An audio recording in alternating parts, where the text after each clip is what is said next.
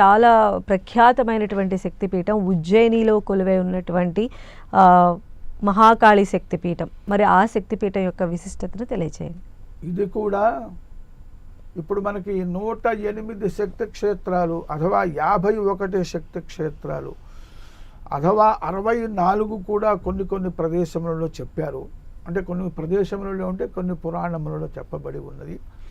అంటే ఒక ఆస్పెక్ట్లో ఇది ఇట్లా ఉంటుందని ఆ విధంగా అన్ని రకాలుగా దర్శించారన్నమాట. ఒకే శక్తి క్షేత్రాన్ని ఈ భూమండలం అంతా ఈ ప్రపంచమంతా కూడా మ్యాగ్నెటిక్ ఫీల్డ్, ఎనర్జీ ఫీల్డ్ కాబట్టి సర్వత్రా, అందుకనే సర్వం శక్తిమయం జగత్ అన్నారు. కానీ ఒక్కొక్కళ్ళు ఒక్కొక్క ఉపాసకులు ఒక్కొక్క విధంగా. అందులో సుప్రసిద్ధంగా మనందరికీ తెలిసినది 18 శక్తి పీఠాలని మనకి తెలిసింది. అందులో కూడా ఇంకో సందర్భంలో చెప్పారు 3 అద్భుతమైనటువంటి శక్తిపీఠాలు.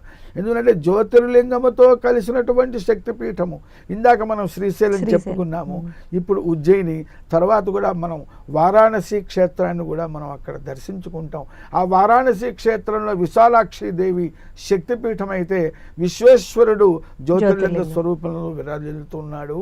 అలాగనే శ్రీశైలంలో మల్లికార్జున రూపంలో శంకరుడు విరాజిల్లుతూ ఉంటే భ్రమరాంబ దేవి స్వరూపంలో అమ్మవారు శక్తిపీఠ రూపంలో విరాజిల్లుతూ ఉన్నది.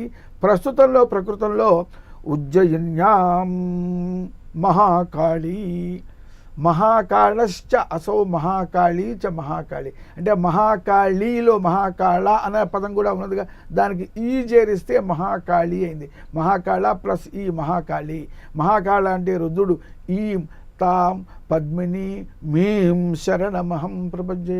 మహాలక్ష్మిని ఈం అనే పదంతో, ఈం అనే అక్షరం మహాలక్ష్మి వాచకం, ఆమె యొక్క బీజాక్షరం కూడా అని చెప్తారు. ఆ విధంగా మహాకాళీ అంటే శక్తిమంతుడితో కలిసినటువంటి శక్తి. అక్కడ ఉజ్జయినిలో ఉన్నటువంటి మహాకాళేశ్వరుడు ఆ యొక్క జ్యోతిర్లింగ స్వరూపంగా విరాజిల్లుతూ ఉంటే ఆయన సర్వులకు ప్రభువు.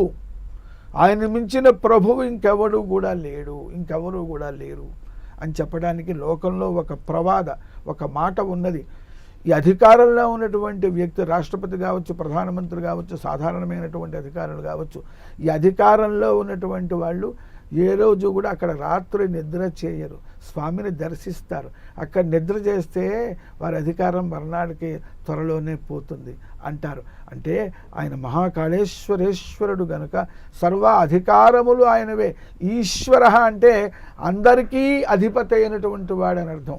అటువంటి కాలమునకు కూడా ప్రతి పదార్థము కూడా ప్రపంచంలో కాలమునకు లోబడి ఉంటుంది. ఇటువంటి అన్నింటినీ లోబరుచుకున్నటువంటి కాలము ఎవరికి లోబడి ఉంటుందో ఆయన మహాకాళుడు, మహాకాళుడైన ఈశ్వరుడు. అటువంటి మహాకాళేశ్వరుడు ఉజ్జయిని క్షేత్రంలో విరాజిల్లుతూ ఉంటే ఆయన యొక్క శక్తి రూపంలో ఉజ్జయిన్యాం మహాకాళీ అని చెప్పి ఆయన యొక్క లయ అనేటువంటి కార్యంలో సహకరిస్తూ ఉంటుంది అమ్మవారు. కాబట్టి ఆ అమ్మవారిని గనక ఉపాసన చేసినట్లయితే, దర్శించినట్లయితే మృత్యుభీతి పోతుంది, మరణ భయం పోతుంది, అమరత్వం కలుగుతుంది. అంటే వాళ్ళకి సంపూర్ణమైనటువంటి సుఖవంతమైనటువంటి ఆయుర్దాయం కలుగుతుంది. అందువల్ల